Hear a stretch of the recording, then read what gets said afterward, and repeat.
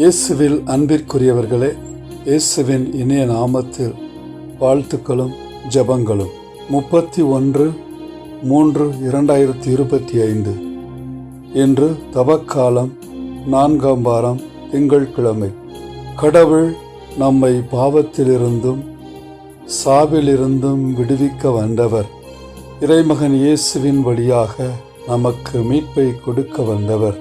எனவே கடவுளுடைய மீட்பு செயல் நம்மிலே செயல்படுகிறது என்பதை இன்றைய வாசகங்கள் நமக்கு எடுத்து கூறுகின்றன. இன்றைய முதல் வாசகம் இறைவாக்கினர் எசையா நூலிலிருந்து நமக்கு கொடுக்கப்பட்டுள்ளது. ஆண்டவர் கூறுவது, இதோ புதிய விண்ணுலகையும் புதிய மண்ணுலகையும் படைக்கிறேன். முந்தியவை நினைத்து பார்க்கப்படுவதில்லை, மனத்தில் எழுவதும் இல்லை. நான் படைப்பனவற்றில் நீங்கள் என்றென்றும் மகிழ்ந்து களி கூறுங்கள். இதோ நான் எருசலேமை மகிழ்ச்சிக்குரியதாகவும் அதன் மக்களை பூரிப்பவர்களாகவும் படைக்கிறேன்.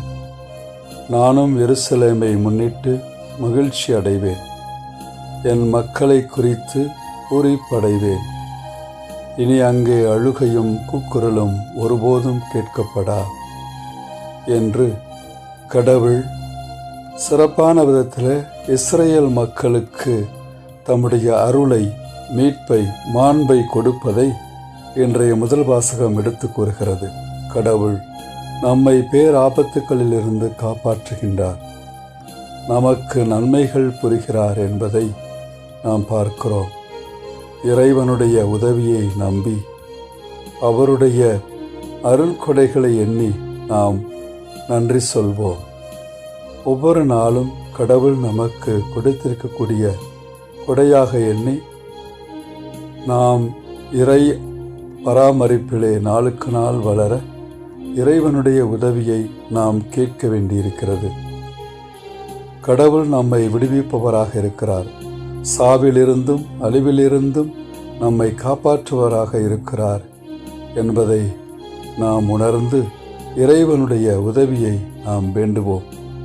இன்றைய நற்செய்தியிலே இயேசு சமாரியாவிலிருந்து கலிலேயாவுக்கு சென்றார். தம் சொந்த ஊரில் இறைவாக்கினருக்கு மதிப்பு இராது என்று அவரே கூறியிருந்தார். கலிலேயாவில் உள்ள கானாவுக்கு இயேசு மீண்டும் சென்றார். அங்கேதான் அவர் தண்ணீரை திராட்சை ரசமாக்கியிருந்தார். கப்பர்நகூமில் அரச அலுவலரின் மகன் ஒருவன் நோயுற்றிருந்தான். இயேசு யூதேயாவிலிருந்து கலிலேயாவுக்கு வந்திருப்பதாக கேள்விப்பட்ட அரச அலுவலர் அவரிடம் சென்று சாகும் தருவாயிலிருந்த தன் மகனை நலமாக்க வருமாறு வேண்டினார். இயேசு தம்முடைய வல்லமையை வெளிப்படுத்தி அந்த அரச அலுவலரின் மகனை குணப்படுத்துகின்றார். இயேசு தம்மிடம் சொன்ன வார்த்தையை நம்பி அவரும் புறப்பட்டு போனார். எனவே அவருடைய நம்பிக்கை அவருக்கு வெற்றியை கொடுக்கின்றது, வாழ்வை கொடுக்கின்றது. அன்பிற்குரியவர்களே, இறைவன் மீது நாம் கொண்டிருக்கக்கூடிய நம்பிக்கை நாளுக்கு நாள் வளர்ந்து வரும் பொழுது அதன் வழியாக இறைவனுடைய மீட்பு நம்மிலே செயல்படுகிறது என்பதை உணர்ந்து இறைமகன் இயேசு சாவிலிருந்தும் அழிவிலிருந்தும் நம்மை காப்பாற்றுவதற்கு வல்லவர். அவர் மீது நம்பிக்கை கொண்டுள்ளோருக்கு அவர் நிறைவான நன்மைகளை செய்கிறார் என்று நாம் இறைவனுடைய உதவியை வேண்டுவோம். மன்றாடுவோமாக. அன்பு தந்தையே இறைவா, நீர் எங்கள் உள்ளத்தில் நம்பிக்கையை ஒளியாக ஏற்றுகின்றீர். நாங்கள் நம்பிக்கை தீபத்தை என்றும் ஏந்தியவர்களாய் வாழ்விலே உமது அருள் கொண்டு நாங்கள் பயணிக்க, எங்கள் சோதனைகளையும் துன்பங்களையும் வெற்றி காண எங்களுக்கு நீர் வரம் அருளும். எங்கள் ஆண்டவராகிய கிறிஸ்து வழியாக உம்மை மன்றாடுகின்றோம். ஆமென்.